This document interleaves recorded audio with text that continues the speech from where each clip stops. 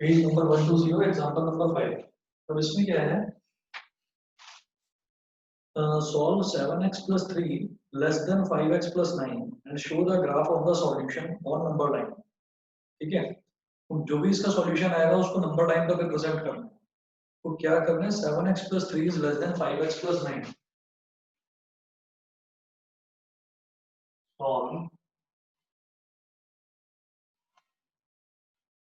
7x plus 3 less than 5x plus 9। अब देखिएगा इसमें बिल्कुल सिंपल है, x वाले को लेफ्ट हैंड साइड पर लेकर आओ। ये हो गया 7x minus 5x is less than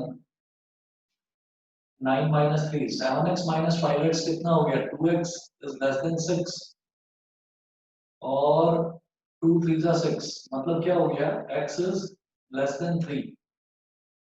x is less than 3 ये करना था। और फिर इसके बाद इन्होंने बोला कि इसको नंबर लाइन पर रिप्रेजेंट करना है। तो नंबर लाइन पर कैसे रिप्रेजेंट करेंगे, देखिएगा। जैसा कि मैंने आपको सेट थ्योरी में बताया था, उसमें हमने कहा था कि यहाँ पर तो हो गया बेटा प्लस इंफिनिटी,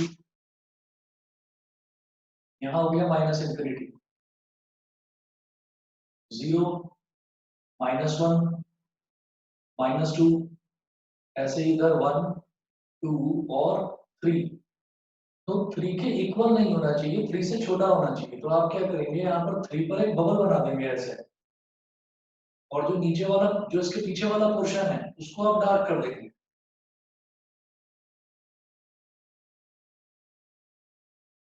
जो पीछे वाला पोर्शन है उसको डार्क कर देंगे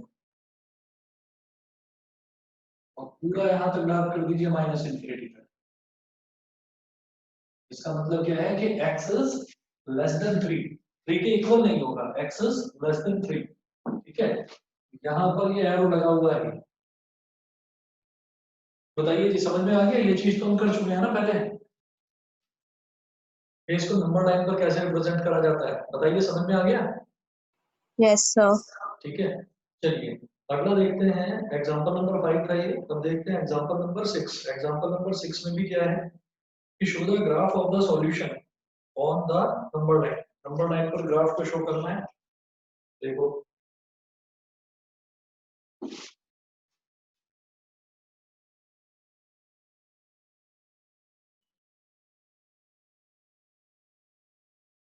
एग्जांपल 6 में सॉल्व 3x - 4/2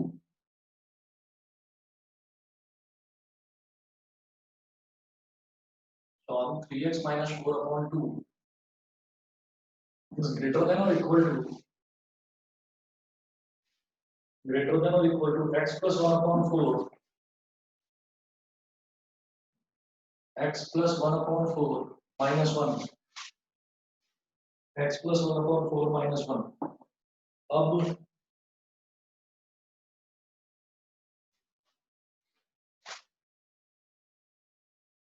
2 1 2, और नहीं सॉरी अभी नहीं करेंगे, पहले एलसीएम लेना जरूरी है। ये 2 है और ये 4 है, तो लिखिए यहाँ पर 3x - 4 upon 2 is greater than equal to. अब अगर एलसीएम लेंगे तो ये हो जाएगा x plus 1 minus 4 upon 4। 2 1 2, 2 2 4।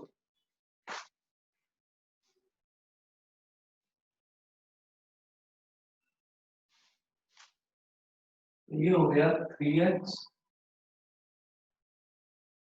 - 4 upon 1 is equal to 1 - 4 कितना हो जाएगा, -3। तो x - 3 अपॉन 2। अब सॉरी इक्वल टू गलत लगा दिया, ग्रेटर देन इक्वल टू, और इसको इधर ले जाइए, इसको इधर ले जाइए, क्रॉस मल्टीप्लिकेशन। तो 2 into 3x - 4 is greater than equal to 1 into x - 3। तो 6x - 8 is greater than equal to x - 3। अब इस x को इधर ले आओ। 6x - x is greater than equal to -8 को इधर ले जाओ। तो 6x - x हो गया 5x is greater than equal to 8 - 3 कितना हो गया, 5। 5 से 5 कैंसिल आउट हो गया, x is greater than equal to 1। बताइए समझ में आ गया ये सबको? x is greater than equal to 1 आ Yes. गया है। ठीक है, अब इसको नंबर टाइम पर रिप्रेजेंट करना है, तो देखिए कैसा करेंगे।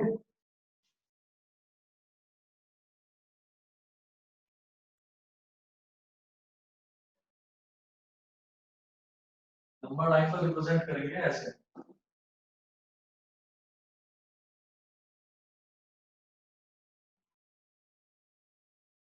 इधर माइनस इंफिनिटी, इधर प्लस इंफिनिटी,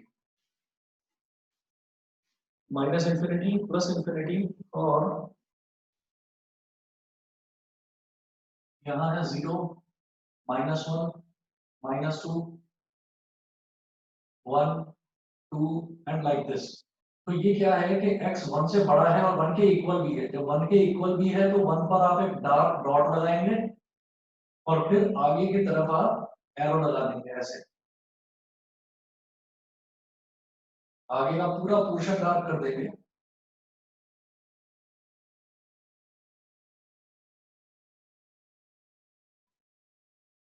बताइए ये समझ में आ गया? ये x is greater than equal to 1, तो इसमें 1 वाले को हम डार्क कर देंगे। ये समझ में आ गया?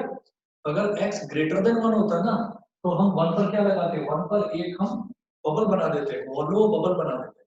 बताइए समझ में आ गया? Yes sir. ठीक है जी, मैं आगे चलता हूँ फिर। एग्जांपल नंबर 7 देखिए।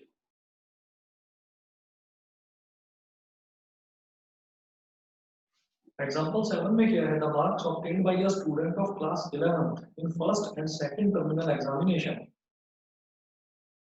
are 62 and 48 respectively. Find the minimum marks he should get in the annual examination to have an average of at least 60 marks.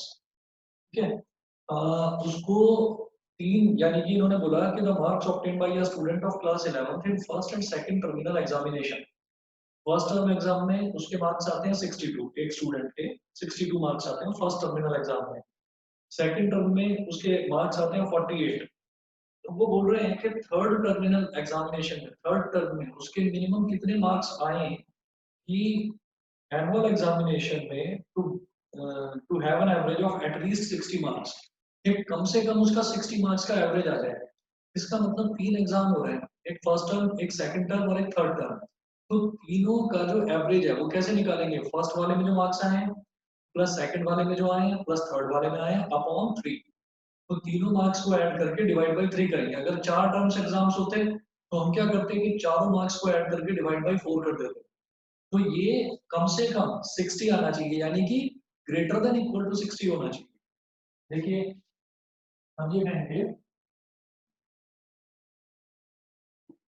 let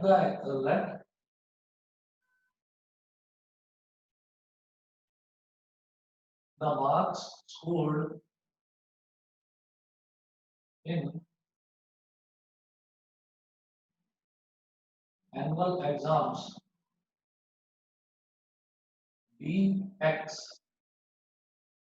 Let the marks scored in annual exams be X. तो देखिए first term में थे 62, second में 48,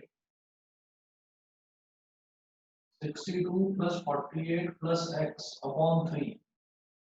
ये हो गया तीनों के तीनों टर्म्स के एग्जाम्स के मार्क्स को मैंने ऐड कर दिया, first term, second term, third term, इन तीनों मार्क्स को ऐड करके डिवाइड बाय 3 कर दिया, तो एवरेज आ गया। And average should be a minimum of 60 marks, मतलब या तो 60 आना चाहिए एवरेज या 60 से ज्यादा आना चाहिए। तो इसका मतलब it should be greater than equal to 60। ऐसे करना है, it should be greater than equal to 60। अब क्या करिए, ये समझ में आ गया स्टेटमेंट सभी बच्चों को? Yes, sir. ये समझ में आ गया, ठीक है। अब क्या करेंगे, इस 3 को इधर मल्टीप्लाई कर देंगे, तो 62 प्लस 48 कितना हो जाएगा, 62 प्लस 48 हो जाएगा 110 प्लस x, और 3 इधर मल्टीप्लाई हो गया, is greater than equal to 60 into 3, 110 plus x is greater than equal to 180। ठीक है, तो 110 को इधर ले जाइए, तो x should be greater than equal to 180 minus 110. X should be greater than equal to 70. जो थर्ड टर्म में जो मार्क्स आने हैं वो या तो 70 आए या 70 से ज्यादा आए। बताइए ये समझ में आ गया सभी बच्चों को? Yes. ठीक है, इसके बाद देखते हैं एग्जांपल नंबर 8। एग्जांपल नंबर 8 में है find all pairs of consecutive odd natural numbers both of which are larger than 10 such that their sum is less than 40। क्या बोला है इन्होंने? Find all pairs of consecutive odd natural numbers।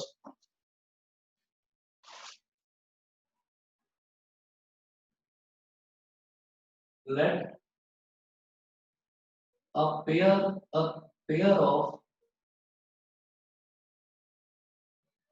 consecutive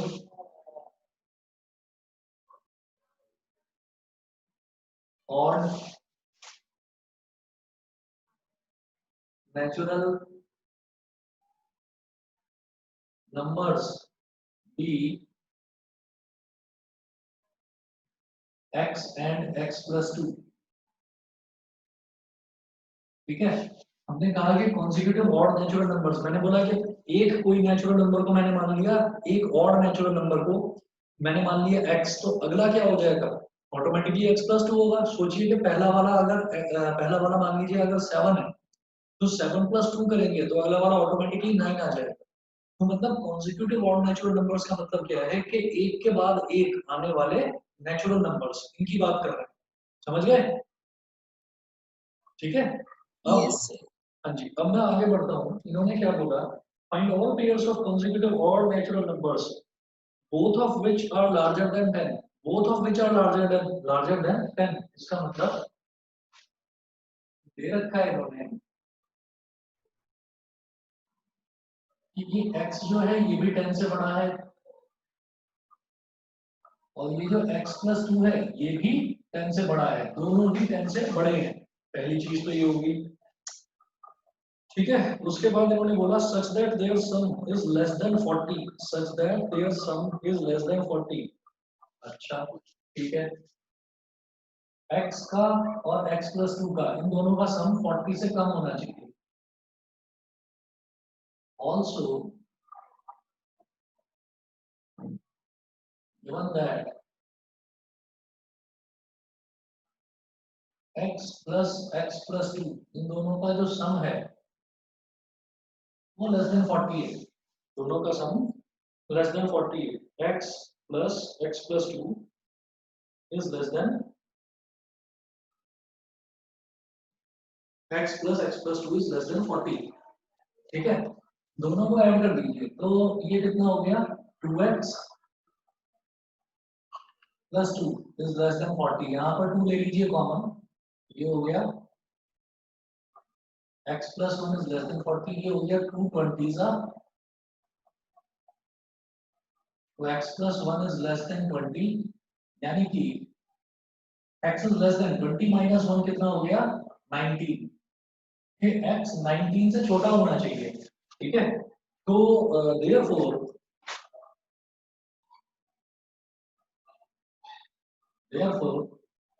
all possible pairs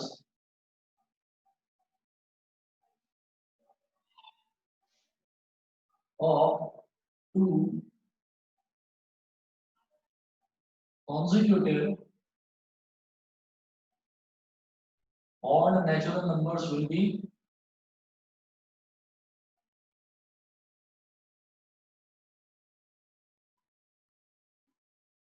ये बोला है कि x 19 से छोटा होना चाहिए, लेकिन यहाँ पर मुझे क्या बोला है कि x जो है वो 10 से बड़ा होना चाहिए। x 10 से बड़ा होना चाहिए और दूसरा कि x plus 2 जो है वो भी 10 से बड़ा होना चाहिए। इसका मतलब अगर यहाँ पर देखा जाए तो हमारा पहला जो ऑड नंबर है वो 10 से बड़ा होना चाहिए और अगला जो है, अगला क्या होगा? अगला ऑटोमेटिक सी बात है कि अगला वाला जो है वो हमारा, आप ये देखिए अगर मैंने यहां से निकाला तो ये क्या आ जाएगा? x is greater then 10। तो x is greater then 10 and x is greater then 8। यहां से आ गया x इज ग्रेटर देन 10, यहां से आ गया x इज ग्रेटर देन 8। लेकिन दोनों कंडीशंस का सेटिस्फाई होना जरूरी है। दोनों के बीच में एंड लगा हुआ है, यानी कि ये और ये दोनों कंडीशंस का सेटिस्फाई होना जरूरी है। तो इसका मतलब अगर मैं x इज ग्रेटर देन 10 लूंगा तो वो तो इसको भी और इसको भी दोनों को सेटिस्फाई कर देगा। ये बात समझ में आ गई कि नहीं, ये बताइए। Yes. Yes, sir. तो हम दोनों में हम ऐसी चीज लेंगे जो दोनों को सेटिस्फाई कर दे। तो x इज ग्रेटर देन 10 वो इस कंडीशन को भी सेटिस्फाई करेगा और इसको भी सेटिस्फाई करेगा। तो यहाँ पर हम ये कहेंगे all possible pairs of two consecutive odd natural numbers will be कि 10 से बड़ा होना चाहिए। मतलब 11 है ऑड नेचुरल नंबर, तो अगला ऑड नेचुरल नंबर क्या होगा? x + 2, 11 + 2 कितना? 13. ठीक है, एक तो ये हो सकता है। और दूसरा अगला देखते हैं कि 13, 15, मतलब ये हो गया 13 और ये हो गया 15। फिर अगला देखते हैं 15, 17। चलिए ये भी ठीक है ना। फिर अगला देखते हैं 17, 19। क्या आप फिर इससे अगला ले सकते हैं? इससे अगला भी ले सकते हैं 19, 21। नहीं लिया जा सकता। क्यों? From 40 से हमें ज्यादा ये भी होगा। कंडीशन देखनी है कि x should be less than 19, x 19 से छोटा होना चाहिए। बताइए ये चार पेयर्स होंगे, ये समझ में आ गया आपको कि नहीं? सभी Yes, बच्चों sir. को समझ में आ गया? Yes, sir. एकांश, दृष्टि, दोनों बताइए। Yes, sir. Yes, sir. Priyanshu और प्रियांशी, आप दोनों बताइए, समझ में आ गया? आगे समझ सर। ये ठीक है। ठीक है जी, अगला देखते हैं। अब अगला मेरे पास है एक्सरसाइज है, एक्सरसाइज 6.1। एक्सरसाइज 6.1 में, ठीक है, एक्सरसाइज 6.1 में मैं आपको कराऊंगा क्वेश्चन नंबर 15 और क्वेश्चन नंबर 16। बाकी सब आप करेंगे खुद। मैं 15 और 16 कराऊंगा इसमें।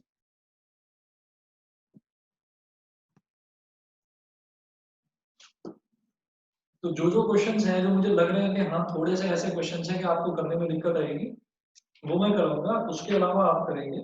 चलिए एक्सरसाइज 6.1 का क्वेश्चन नंबर 15 पर आते हैं पहले।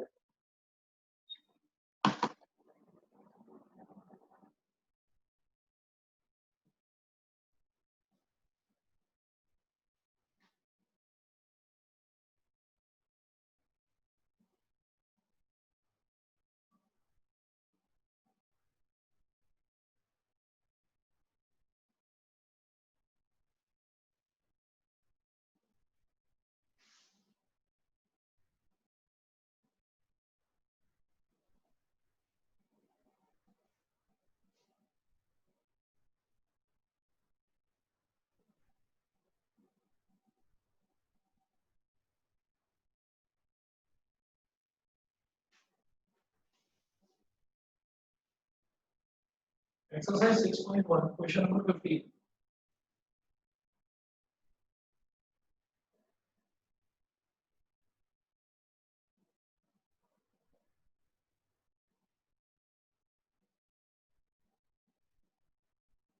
क्वेश्चन नंबर 15 इसमें है सॉल्व द इनइक्वालिटीज। मुझे x की वैल्यू निकालनी है। x upon 4 is less then,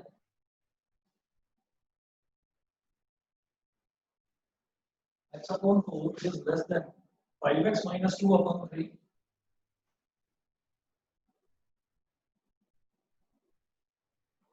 5x minus 2 upon 3 minus 7x minus 3 upon 5 minus 7x minus 3 upon 5। ठीक है, x upon 4 is less than 5x minus 2 upon 3 minus 7x minus 3 upon 5। ठीक, ये दे रखा है। देखिए इसको कैसे सॉल्व करेंगे। इधर 3 और 5 का एलसीएम लीजिए, इसको तो ऐसे ही रहने दो। x upon 4 is less than 3 और 5 का एलसीएम लीजिए, ये हो जाएगा 15। 3 5 का 15, 5 into 5x minus 2 minus 5 3 का 15, 3 into 7x minus 3.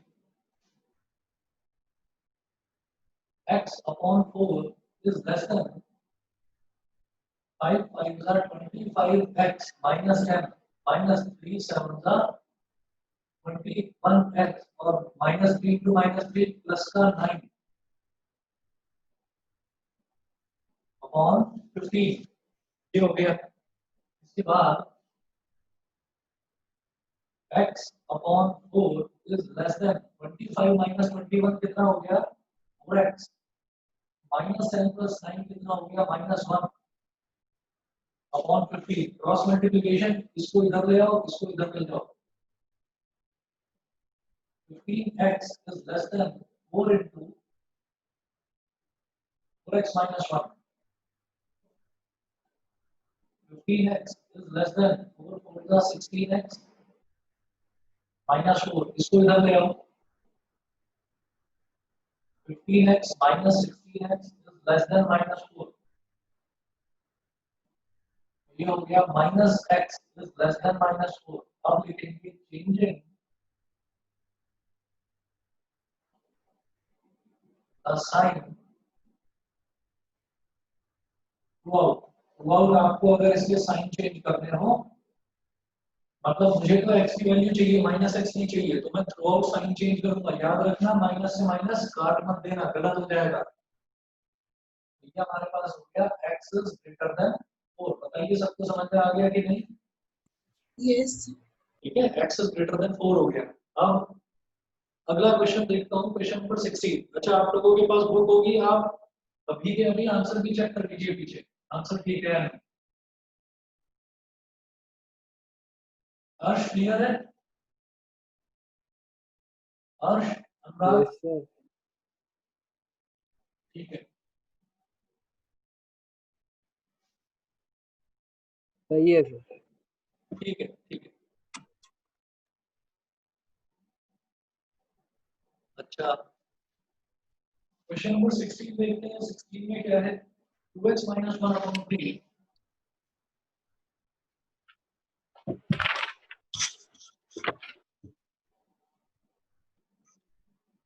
2x minus 1 upon 3 is greater than equal to 3x minus 2 upon 4 is greater than equal to 3x minus 2 3x minus 2 upon 4 minus 2 minus x upon 5 minus 2 minus x upon 5 अब देखिएगा फिर से वही काम करना है कि इधर एलसीएम लीजिए 4 और 5 का एलसीएम हो जाएगा 20 2x minus 1 upon 3 is greater than equal to 4 और 5 का एलसीएम हो गया 20 4 5 are 25 into 3x minus 2 minus बीच में माइनस का sign 5 4 are 24 into 2 minus x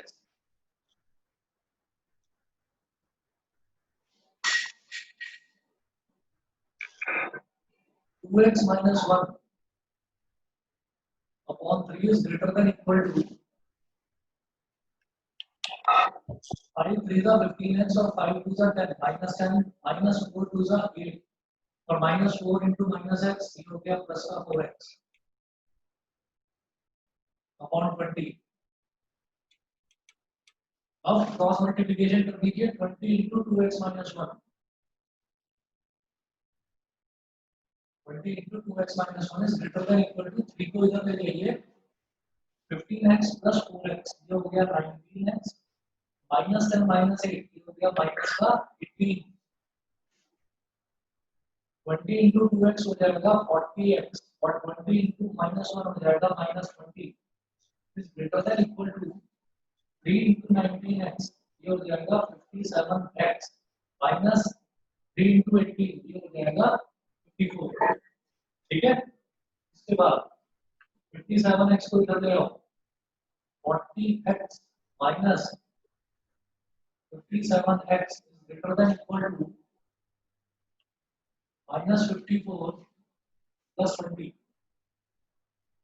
40 minus 57, ये कितना हो जाएगा मेरे पास minus 17x greater than equal to minus 54 plus 20 तो हो जाएगा माइनस का 34।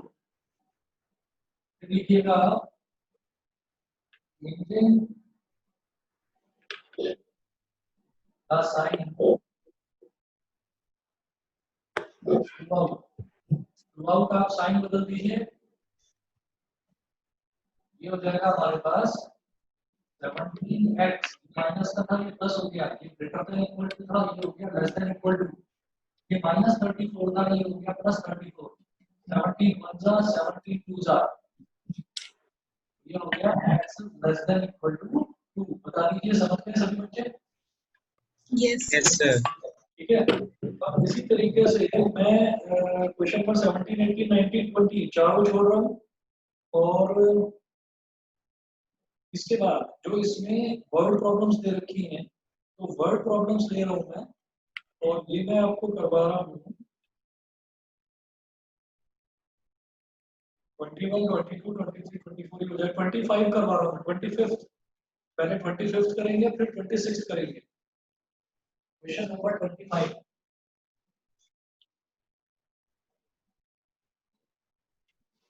क्वेश्चन नंबर 25, बस 1 मिनट वेट कर लीजिए, अभी स्टार्ट करा।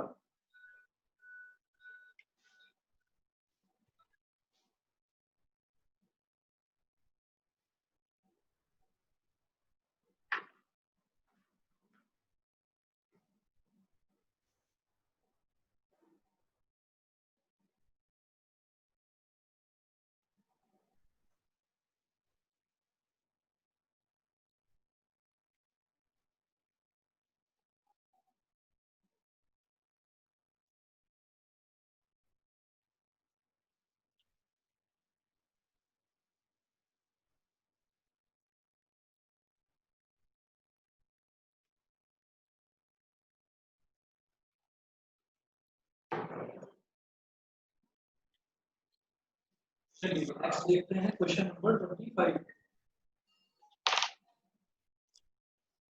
क्वेश्चन नंबर 25 में क्या है? The longest side of a triangle is 3 times the shortest side and the third side is 2 centimeters shorter than the longest side. If the perimeter of the triangle is at least 61 centimeter and the minimum length of the shortest side, दोबारा समझिए, the longest side of a triangle, पहले ना triangle बना लेते हैं। Question number 25 देखिएगा,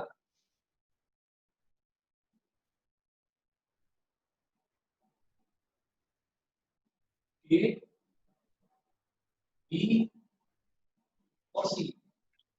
अब जैसे ये ट्रायंगल दे रखा है इसमें है the longest side of a triangle is 3 times the shortest side. ये ट्रायंगल है, उसकी जो सबसे लंबी साइड है वो सबसे छोटी साइड से 3 टाइम्स है, तो हम ये कहते हैं कि let the longest side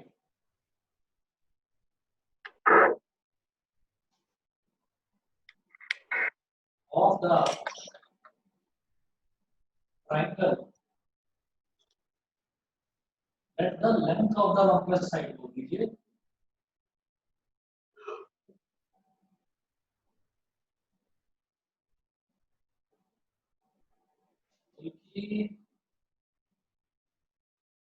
the third side and the third side is 2 centimeters shorter than the longest side।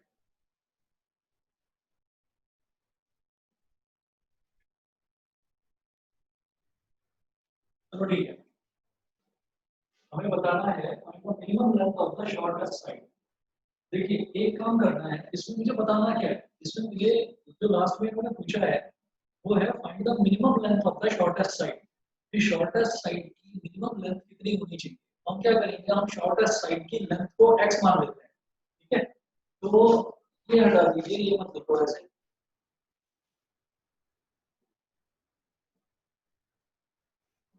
आप यहाँ पर सीधा बोलिए late the length of the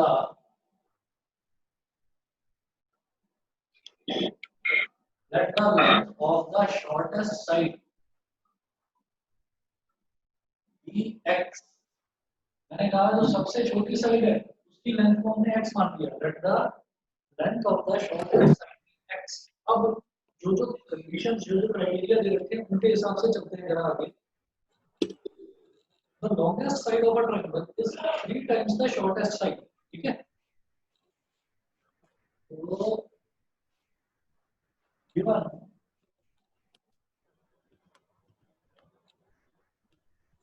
longest side जो है,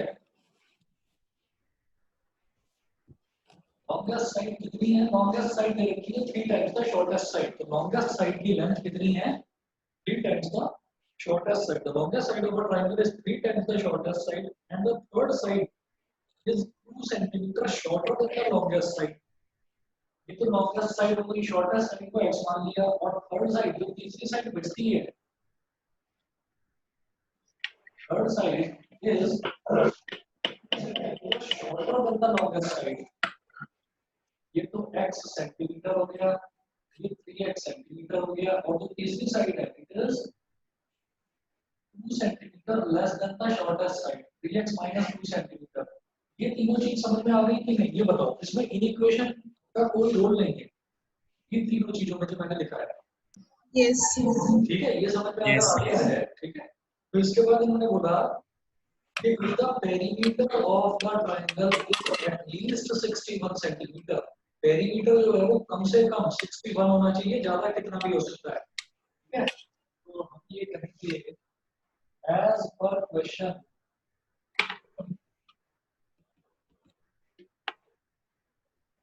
as per question, perimeter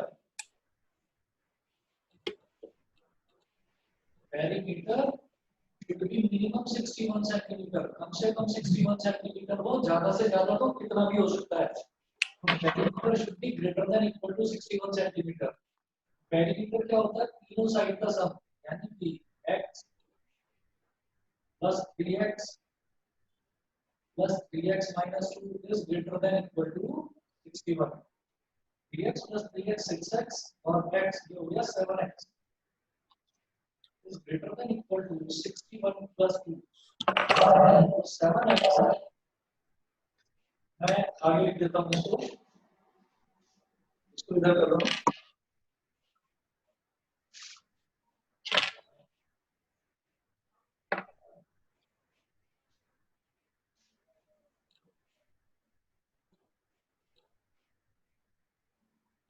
देखिए ये हमारे पास हो जाएगा 7x is greater than equal to 63 is greater than equal to 63, जो 7 9 का 63 हो गया, तो x is greater than equal to 9। इन्होंने यही पूछा है हमसे कि find the minimum length of the shortest side. तो minimum length of the shortest side therefore minimum length of the shortest side will be must be 9 centimetre. बताइए समझ में आ गया? Yes, sir. ठीक है, 10 मिनट क्लियर है? 10 मिनट Yes, sir. समझ में आ रहा है? Yes, sir. ठीक है, चलिए इतना करने के बाद में फिर नेक्स्ट है question number 26।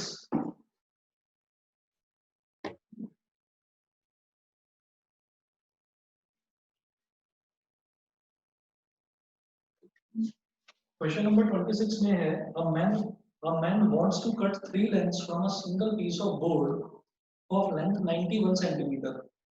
The second length is to be 3 centimeter longer than the shortest, and the third length is to be twice as long as the shortest. What are the possible lengths of the shortest board if the third piece is to be at least 5 centimeter longer than the second? ठीक है, A man wants to cut 3 lengths from a single piece of board of length 91 centimeter. एक board है, देखिए एक ये board है, इस board की A man wants to cut 3 lengths from a single piece of board of length 91 centimeter. इस board की पूरी लेंथ जो दे रखी है, इस बोर्ड की जो पूरी लेंथ दे रखी है वो दे रखी है हमको 91 सेंटीमीटर। 91 सेंटीमीटर इसकी पूरी लेंथ दे रखी है बोर्ड की। फिर ये बोल रहे हैं second length is to be 3 centimetre longer than the shortest. तो अब इसके 3 टुकड़े करने हैं, एक आदमी को इसको काटना है तो इसके 3 टुकड़े करने हैं। तो हमने कहा कि जो शॉर्टेस्ट बोर्ड है, जो शॉर्टेस्ट पीस है उसका, उसकी लेंथ को x मान लेते हैं। Let the length of the shortest piece of board be x centimetre. जो शॉर्टेस्ट पीस ऑफ बोर्ड है उसकी लेंथ को मैंने x सेंटीमीटर मान लिया, चीज के लिए, ठीक है। उसके बाद है ठीक है, the second length is to be 3 centimetre longer than the shortest. तो ये तो शॉर्टेस्ट लेंथ हो गई। अब मैं कहूंगा सेकंड पीस की लेंथ कितनी दे रखी है? The second length is to be 3 centimetre longer than the shortest। ठीक, तो शॉर्टेस्ट से 3 सेंटीमीटर बड़ा होगा वो। अच्छा, इसके बाद इन्होंने बोला कि एंड द थर्ड लेंथ, यानी कि जो तीसरा जो टुकड़ा होगा उसकी length, third length is to be twice as long as the shortest. Third piece की जो लेंथ होगी वो हो जाएगी 2x सेंटीमीटर। बोलिए, समझ में आ गया? Yes, sir. ये 2x सेंटीमीटर हो गया। अब what are the possible lengths of the shortest board if the third piece is to be at least 5 centimeter longer than the second? ठीक है, एक कंडीशन और है कि थर्ड पीस, तो जरा देखिएगा, ये तीनों पीस की लेंथ हमने x, x+3 और 2x मान ली, ये क्वेश्चन के अकॉर्डिंगली है। उसके बाद जो टोटल लेंथ है वो 91 सेंटीमीटर दे रखी है, ठीक है। तो जब मैं 3 अलग अलग टुकड़े निकालूंगा, तो वो जो 3 अलग अलग टुकड़े निकालूंगा वो निकालूंगा तो इस 91 में से ही, इसको इधर से काट कर ऐसे काट कर तो मैं निकालूंगा। तो हम ये कहेंगे कि तीनों का जो लेंथ का सम है वो 91 से ज्यादा नहीं होना चाहिए, क्योंकि निकालना इसी में से है, काट कर इसी में से निकालना है। तो तीनों लेंथ्स का जो सम है वो 91 से कम होना चाहिए। इसका मतलब हम कहेंगे x plus x+3 plus x should be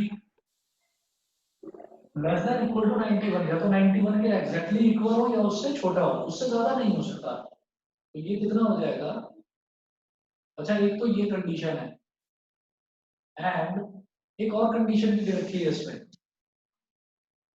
वो है लास्ट वाली लाइन पढ़ी है इस क्वेश्चन की, उसमें है what are the possible lengths of the shortest board if the third piece is to be at least 5 centimeter longer than the second। Third piece second piece से कम 5 सेंटीमीटर लंबा होना चाहिए। तो इसका मतलब थर्ड पीस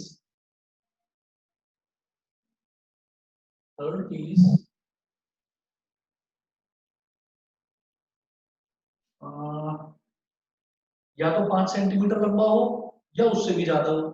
क्या दिया इन्होंने कि third piece is at least 5 centimetre longer than the second. अगर वो बोलते कि थर्ड पीस सिर्फ उससे 5 सेंटीमीटर लंबा है, थर्ड पीस सेकंड पीस से 5 सेंटीमीटर अगर लंबा है, तो मैं क्या होगा, सेकंड पीस प्लस 5 ये बोल देता। बताइए पहले ये चीज समझ में आई कि नहीं? अगर वो बोलते हैं कि थर्ड पीस सेकंड पीस से 5 सेंटीमीटर लंबा है, तो मैं लिख देता third piece is equal to second piece plus 5, ये लिख देता। लेकिन उन्होंने बोला है कि कम से कम 5 सेंटीमीटर लंबा है, मतलब ज्यादा भी हो सकता है, तो इसका मतलब इक्वल टू भी हो सकता है और ज्यादा भी हो सकता है, तो ग्रेटर देन इक्वल टू। बताइए ये समझ में आ गया Yes, sir. है ना। अब थर्ड पीस की लेंथ कितनी है 2x is greater than equal to, second piece की लेंथ कितनी है x प्लस 3 प्लस 5। ये क्लियर है दृष्टि, बताइए। Yes, sir. ठीक है, तो अब मेरे को दो कंडीशन में रखी है, एक तो ये हो गई और एक ही ऊपर वाली, दोनों को सॉल्व करेंगे, साथ साथ लेकर चलेंगे। x plus x 2x plus 2x 4x 4x plus 3 is less than equal to 91 and 2x is greater than equal to x plus 8 x plus 8। ठीक है, और अब मैं बोलूंगा 4x is less than equal to 91 minus 3 and this x को इधर ले आओ, x is greater than equal to 8 by 2x minus x क्या हो गया x, 91 minus 3 कितना हो जाएगा 88, 4x is less than equal to 88 and x is greater than equal to 8, 4 22s are, x is less than equal to 22 and x is greater than equal to 8। तो x जो है वो 8 से बड़ा होना चाहिए या उसके इक्वल होना चाहिए, एंड x 22 से छोटा होना चाहिए या उसके इक्वल होना चाहिए। अगर मैं दोनों को कंबाइन कर दूं तो मैं क्या लिखूंगा, it implies that x is greater than equal to 8 and less than equal to 22। बोलिए, सबको समझ में आ गया। Yes, sir. Yes, sir. ठीक है जी, ये करने के बाद में फिर अगला टॉपिक स्टार्ट करते हैं। अब मैंने इसमें जो 4 क्वेश्चन कराए हैं एक्सरसाइज 6.1 के, सिर्फ 4 क्वेश्चन कराए हैं, बाकी के जितने भी हैं वो सारे होमवर्क में हैं, तो वो आप करिएगा। अब है graphical solution of linear equation in two variables. तो जरा इसका ग्राफिकल सॉल्यूशन देखते हैं जी किस तरह से होता है ये।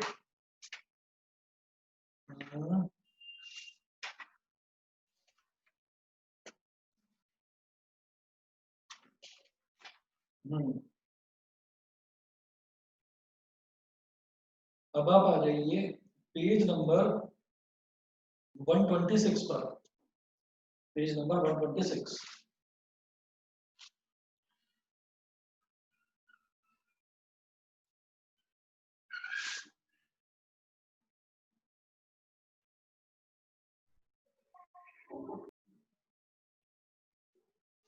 लक्ष्य अभी तक का क्लियर है ना लीनियर इक्वालिटीज।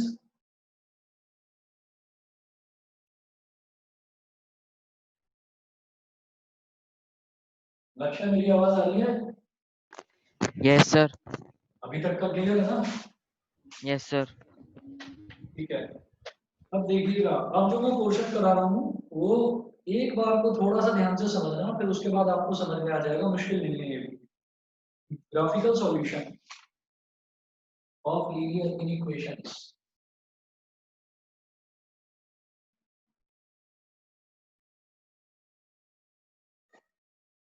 ग्राफिकल सॉल्यूशन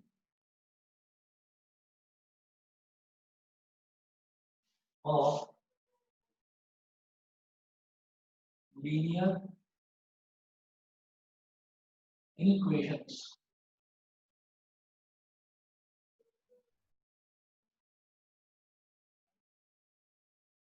ये देखते हैं इसको कैसे करेंगे। मैं आपको कोई मेथड नहीं बता रहा हूँ, आप सीधा एग्जांपल करिए, उससे आपको तरीका समझ में आ जाएगा। एग्जांपल नंबर 9 है, solve 3x plus 2y greater than 6 graphically. Page 126 में example number 9, solve 3x plus 2y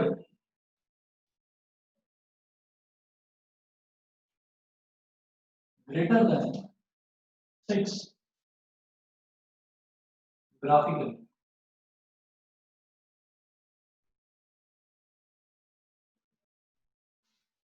अब आप ये देखिएगा कि जो मैंने अब से पहले क्वेश्चन करे यानी कि फर्स्ट एक्सरसाइज तक जो मैंने क्वेश्चंस करे हैं उसमें x और y दो वेरिएबल नहीं थे, वहां पर सिर्फ एक वेरिएबल था x, लेकिन यहाँ पर दूसरा वेरिएबल भी आ गया है y। तो जैसे ये दे रखा है 3x + 2y is greater then 6, अगर मान लीजिए यहाँ पर ग्रेटर देन 6 ना होता, बीच में इक्वालिटी साइन होता, तो ये तो सीधे सीधे एक लाइन की इक्वेशन बन जाती। मैं जानता हूँ लाइन की इक्वेशन होती है ax + by + c = 0, तो ये कुछ कुछ उसके जैसा बन जाता है। तो अगर अगर ये एक इक्वेशन होती तो इसका ग्राफ कैसे बनता, सबसे पहले वो देखेंगे। इसके सॉल्यूशन में देखिए, एज्यूम इक्वालिटी, इक्वालिटी एज्यूम करिए, दैट इज 3x + 2y = 6। ये क्या हो गया, 2y = 6 - 3x, यानी कि y = 6 - 3x/2।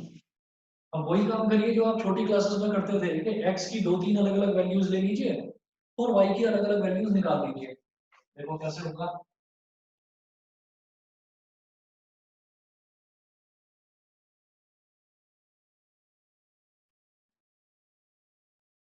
मैंने लिया यहाँ पर x और यहाँ पर y। मैंने x की वैल्यू अगर 0 ले ली तो 3 × 0 0 हो जाएगा, 6 - 0 6, 6/2 कितना हो जाएगा 3, तो y की वैल्यू आ जाएगी 3। अब अगर x की वैल्यू मैंने 2 ले ली, x की वैल्यू अगर 2 ले ली तो y की वैल्यू कितनी आ जाएगी 0।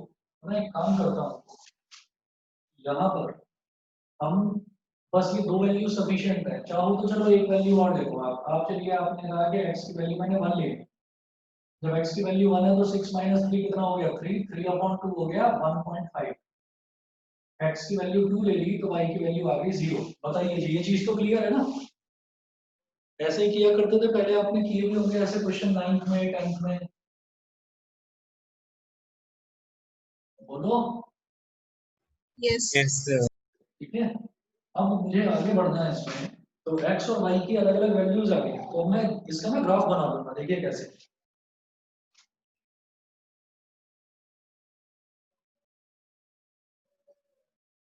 y y dash, x x dash, ठीक है, कितना हो गया। अब x की वैल्यू क्या क्या ली है मैंने, 0 1 और 2 मार्क करिए यहाँ पर, 0 1 और 2। y की वैल्यू भी पॉजिटिव में आ रही है, 0 1.5 एंड 3, 0 1 2 और 3। जब x की वैल्यू 0 तो y की वैल्यू 3, जब x की वैल्यू 0 तो y की वैल्यू 3, जब x की वैल्यू 1 तो y की वैल्यू 1.5, x की वैल्यू 1 तो y की वैल्यू 1.5, x की वैल्यू 2 तो y की वैल्यू 0, x की वैल्यू 2 तो y की वैल्यू 0। इन तीनों डॉट्स को ज्वाइन कर लीजिए, एक स्ट्रेट लाइन बन गई। और ये जो स्ट्रेट लाइन बनी है, इस स्ट्रेट लाइन पर आप लिखिएगा 3x + 2y = 6, 3x + 2y = 6। बताइए जी, कितना समझ में आ गया सभी बच्चों को। Yes, sir. ठीक है, अब मुझे क्या करना है, अब मैं ये देखूंगा कि यहाँ पर ये इक्वालिटी तो मैंने अज्यूम किया था, ठीक, लेकिन मुझे ग्राफ से रिप्रेजेंट करना है 3x + 2y > 6। तो याद रखिएगा कि जब भी मेरे पास कोई ऐसी चीज आती है कि जैसे 3x + 2y = 6 है, तो जब इक्वालिटी साइन होता है तो तब तो बनती है एक स्ट्रेट लाइन, लेकिन जब भी ग्रेटर देन या लेस देन का साइन होता है ना, तब हमेशा एक एरिया बनता है, एरिया। तो वो एरिया कौन सा होगा, वो एरिया या तो इस लाइन के इधर वाला होगा या फिर इस लाइन के इधर वाला एरिया होगा। तो अब ये चीज मैं कैसे रिप्रेजेंट करूं, देखिएगा, इसको हमें ऐसे करना होगा कि ओरिजिन डाल। यहाँ पर आप लिखिएगा origin test, origin test. Origin test का मतलब हो गया 0,0, ठीक है। इसका मतलब क्या है कि ये जो लाइन है ना, ये वाली लाइन 0,0 ओरिजिन, ये वाला पॉइंट है, ये ओरिजिन से होकर नहीं गुजर रही है। तो अब मैं ये देखूंगा कि 0,0 को रखकर ये इक्वेशन चेक करूंगा, ये ट्रू आती है या फॉल्स आती है। तो मैं ओरिजिन टेस्ट मतलब 3x + 2y is greater then 6 ये दे रखा है। x की जगह 0 डालिए, y की जगह 0 डालिए, ये हो गया 3 × 0 + 2 × 0 इज ग्रेटर देन 6। 3 × 0 हो गया 0 + 2 × 0 हो गया 0, 0 + 0 0। क्या 0 6 से बड़ा होता है? क्या 0 ग्रेटर देन 6 होता है? No. नहीं होता। तो इसका मतलब कि फॉल्स आ गया। अच्छा, अगर ये ट्रू आता, अगर ये ट्रू आता तो 0 0 कहाँ लाई कर रहा है? 0 0 यहाँ लाई कर रहा है, ये है ओरिजिन। तो 0 0 के तरफ वाला एरिया में शेड कर देता है, लेकिन अब ये फॉल्स है, तो 0 0 के दूसरे वाला एरिया यानी कि इधर वाला एरिया शेड कर देगा।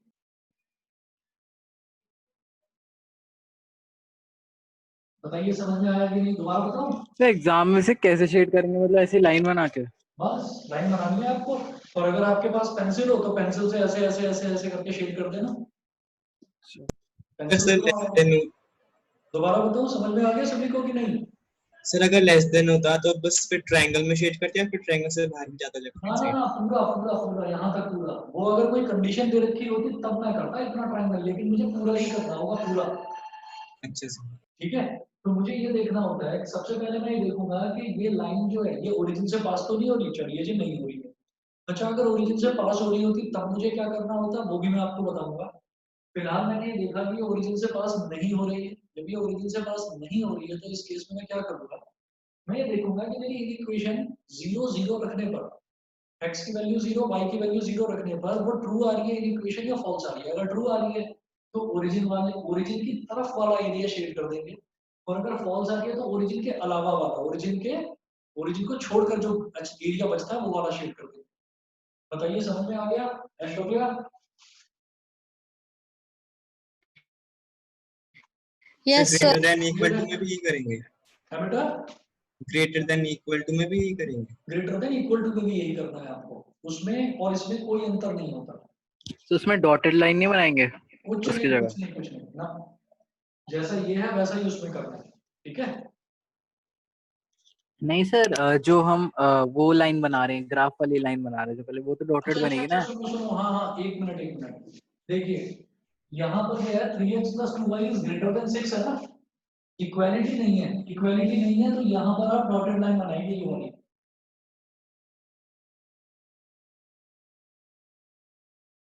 ये वाली लाइन आपकी डॉटेड होनी चाहिए। ठीक है, ये जो मैंने लाइन बनाई है ना, 3x + 2y = 6, तो ये वाली लाइन डॉटेड होनी चाहिए। और अगर यहाँ पर होता ग्रेटर देन इक्वल टू 6, तो ये वाली लाइन आपकी पूरी बोल्ड लाइन होती। समझ गए? Yes sir. हाँ हाँ, यही पूछ रहे थे ना अर्श? यस। यही वाली बात, यही पूछ रहे थे ना? हाँ, यही करना है, ऐसे ही करना। अच्छा, अब अगला देखिए, एग्जांपल नंबर 10। एग्जांपल 10 इधर कर रहा हूँ, समक्ष क्लियर है? Yes, sir. ठीक है।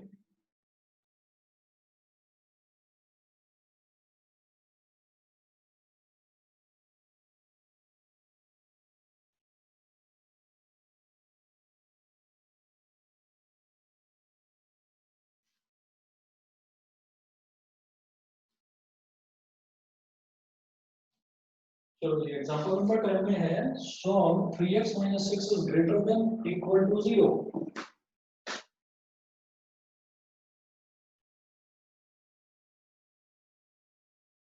Solve 3x - 6 is greater than equal to 0.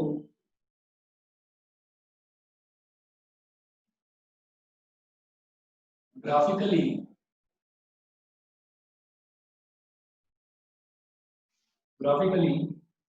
in two-dimensional plane,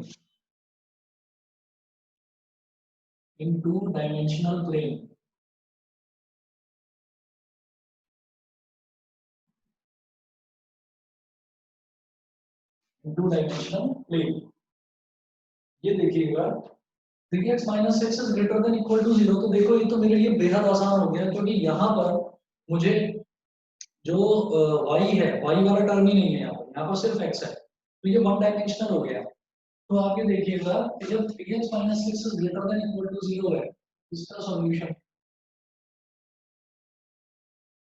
3x minus x is greater than equal to 0, तो 3x is greater than equal to 6, 3 2s are 6, ये हो गया x is greater than equal to 2, x 2 है होगा या 2 से बड़ा होगा। तो अब मुझे क्या करना है, assume equality, equality assume करते हुए हम ये बोलेंगे ये क्या हो गया, x is equal to 2, तो x is equal to 2 का ग्राफ बनाना कितना आसान है भाई। यहाँ पर y हो गया, यहाँ y डैश हो गया, यहाँ पर x हो गया और यहाँ पर x डैश हो गया। प्रियांशु दिखाई दे रहा है? Yes sir. ओके, अब x इज इक्वल टू 2 का मतलब क्या है कि x में आपको दो दो यूनिट तक आगे बढ़ना है, दो स्टेप आगे बढ़ना है, और y एक्सिस के पैरेलल एक लाइन खींच देंगे, ड्रॉ कर देंगे। 0 ये हो गया 1 और ये हो गया 2, यानी कि ये वाली जो लाइन है ऐसे लाइन ड्रॉ करेंगे और यहाँ लिख देंगे x इज इक्वल टू 2। अच्छा सोचो अगर y इज इक्वल टू 2 होता तो हम क्या करते, y में 3 स्टेप बढ़ते और x एक्सिस के पैरेलल एक लाइन ड्रॉ कर देते। अब x इज इक्वल टू 2 है तो x में 2 स्टेप में बढ़ा और मैंने y एक्सिस के पैरेलल एक लाइन ड्रॉ कर दी। अब यहाँ दे रखा है कि x 2 से बड़ा बड़ा है, तो x जो है वो एग्जैक्टली 2 नहीं है, 2 से बड़ा है, तो इधर वाला एरिया शेड कर दीजिए, बस खत्म। यहाँ ओरिजिन टेस्ट का कोई चक्कर ही नहीं।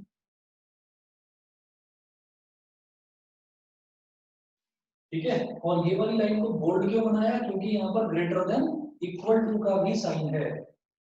समझ गए अनुराग, क्लियर है? Yes sir. ठीक है, चलिए जी, इसके बाद हम देखेंगे एग्जांपल नंबर 11। एग्जांपल नंबर 11 देखिएगा।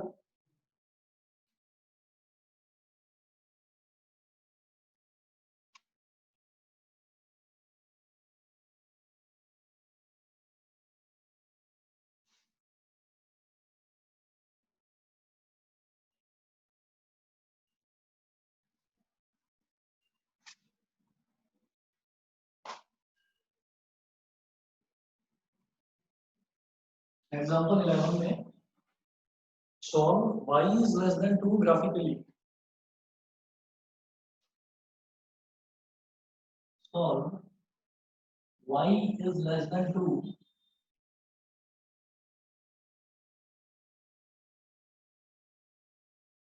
ग्राफिकली।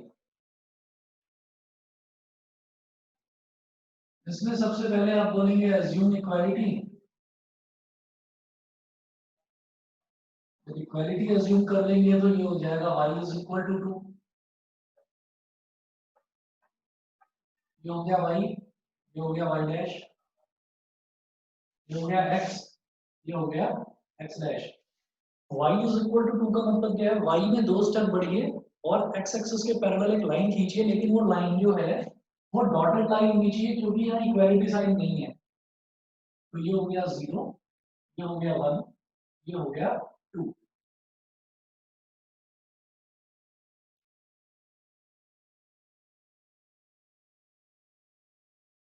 ये वाली लाइन होगी y is equal to 2 और डॉटेड लाइन बनाएंगे बिकॉज यहाँ पर इक्वालिटी का साइन नहीं है, y is less than 2, तो इसका मतलब इसके y 2 से छोटा छोटा है, 2 से कम कम है, तो इसके नीचे वाला एरिया शेड कर दिया। यहाँ लिख दीजिए y is less than 2। बता दीजिए समझ में आ गया सभी बच्चों को? यस। ठीक है, अब हम एक क्वेश्चन और कर लेते हैं। एक्सरसाइज 6.2 में से मैं एक क्वेश्चन करा देता हूँ, बाकी आप लोग कर सकते हैं, ज्यादा मुश्किल नहीं है इसके क्वेश्चंस। देखिए इसमें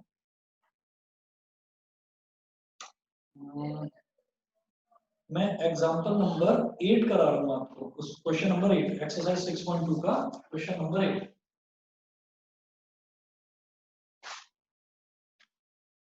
एक्सरसाइज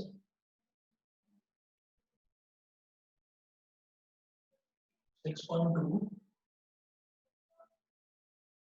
क्वेश्चन नंबर 8। तो क्वेश्चन नंबर 8 में क्या है, 3y minus 5x is less than 30।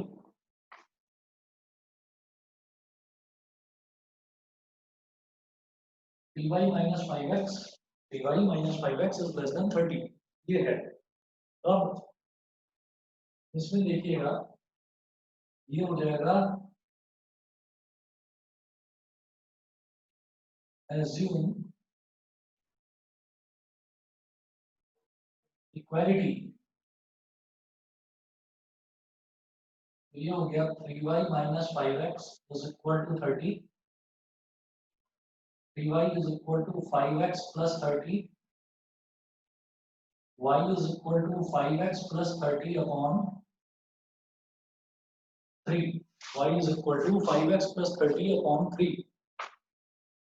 अब इधर कर रहा हूँ,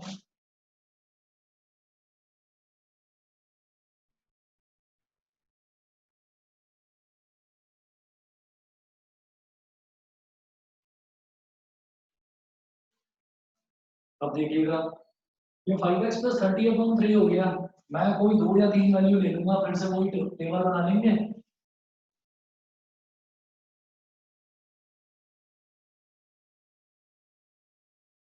x और y, x की वैल्यू 0 ले लो, x की वैल्यू 0 ले ली तो ये हो गया 30 upon 3, यानी कि y की वैल्यू आ गई 10। अच्छा, x की वैल्यू अगर 1 ले लेंगे तो 35 upon 3, वो छोड़ो, कट नहीं पाएगा ठीक से। x की वैल्यू 2 ले लेंगे 40 upon 3, वो भी नहीं हो रहा ठीक से। x की वैल्यू ले लो आप 3, तो 5 सर 0, 3 और 6 ले हाँ ठीक है, x की वैल्यू 0 ले ली, 3 ले ली और 6 ले ली। अगर 3 ले ली मैंने तो 3 लेने से 5 3 जा 15, 30 और 15 45 अपॉन 3 15 आ गया, और 6 लेने पर 5 6 जा 30 20 आ गया। तो हम एक काम करते हैं, ये y डैश है, ये y है, ये x है और ये x डैश है। x एक्सिस पर 3 3 का गैप ले लीजिए, 0 3 6 9 लाइक दिस।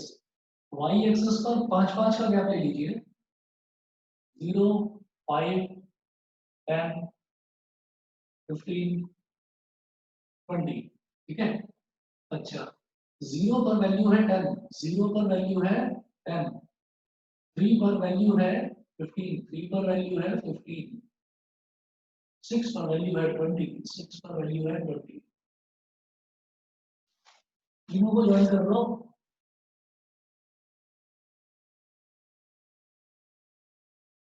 और देखिए क्या है यहाँ पर 3y minus 5x is less than 30 है।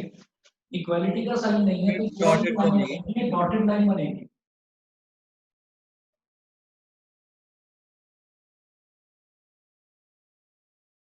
ठीक, और यहाँ इस लाइन पर लिख दीजिए 3y minus 5x is equal to 30।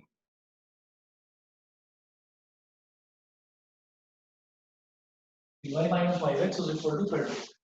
अब ये लाइन भी ओरिजिन यानी कि 0 0 से पास नहीं हो रही है, तो ओरिजिन टेस्ट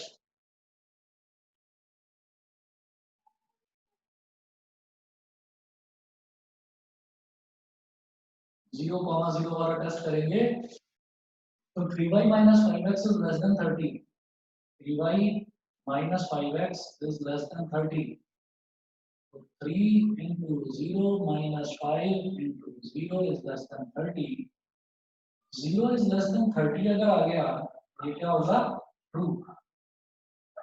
0 तो 30 से छोटा ही है ना, तो ये जो 0 0 है ओरिजिन है, ये इस लाइन के इस तरफ लाई कर रहा है और ये ट्रू है, ये ट्रू आ गया तो यही वाला एरिया आप शेड कर दीजिए। बताइए सभी बच्चों को समझ में आ गया होगा मुझे लगता है।